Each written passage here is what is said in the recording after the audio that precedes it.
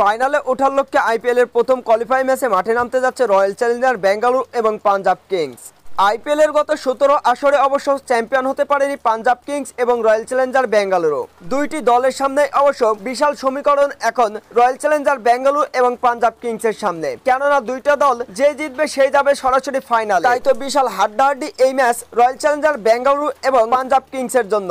যে জিতবে সে যাবে ফাইনালে, এমন সমীকরণে মাঠে নামতে যাচ্ছে রয়্যাল চ্যালেঞ্জার্স বেঙ্গালুরু এবং পাঞ্জাব কিংস। আইপিএল এ শেষ হয়েছে 17টি আসর, তবে চলতি আসর দিয়ে আইপিএল এর 18টি আসর খেলছে পাঞ্জাব কিংস এবং রয়্যাল চ্যালেঞ্জার্স বেঙ্গালুরু। তবে কখনোই চ্যাম্পিয়ন হওয়া হয়নি রয়্যাল চ্যালেঞ্জার্স বেঙ্গালুরু কিংবা পাঞ্জাব কিংসের। তাই তো প্রথমবারের মতন চ্যাম্পিয়ন হওয়ার স্বপ্ন দেখছে পাঞ্জাব কিংস এছাড়াও রয়্যাল চ্যালেঞ্জার্স বেঙ্গালুরু।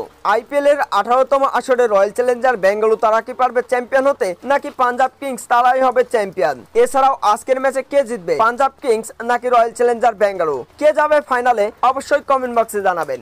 আইপিএল এর আজকের ম্যাচে এবং আইপিএল এর সকল রকমের আপডেট পেতে চ্যানেলটিকে সাবস্ক্রাইব করে পাশেই থাকবেন।